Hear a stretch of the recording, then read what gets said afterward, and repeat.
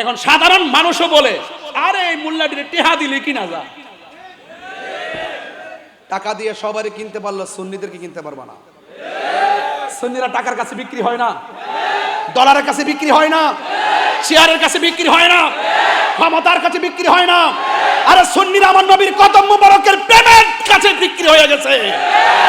আমরা কারো দালালি করি না, সুন্নিরা মদিনাওয়ালার প্রেমের দালালি করে। কথা বলেন ঠিক কিনা বলেন?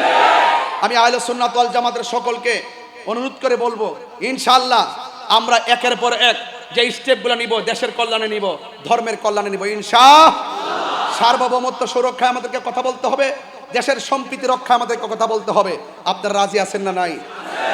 এখানে পটিয়া আমার কাছ থেকে 30 মিনিট লাগে পটিয়া কওমি মাদ্রাসা যাইতে। আমি উদাত্ত আহ্বান করব, আসেন ভাই, আজকে তো আমি আইছি 5 মিনিট 5 মিনিট লাগবে হাইটে গেলে, এবারই তো অসুবিধা নাই তো। আর আমি তো বড় সব কি বুঝতেছস তুই? আওয়াজ কি জানা? তাহলে আমার জামন লাগবো? তোর এটা 30 সেকেন্ড লাগে না, কিন্তু 1 সেকেন্ড হইতেছে। তুমি 5 মিনিট বুঝাইতেছ, তুমি বাঙালি না, তুমি বাঙালি না, তোমার সমস্যা আছে কি ভাই? কথা ঠিক আছে কিনা? যদি আমরা মিললে যাই, ওই তো আমার বুঝাই নেন, নাই আপনি বুঝে আসেন, তাহলে আমার সামনে কেউ দাঁড়াইবো? দাঁড়াইবো? আমি বলছি আমার কাজে লাগান। মাইনাস নয় মেনেজ চাই, এটা বাংলাদেশে, এটা আমার বাণী সত্য।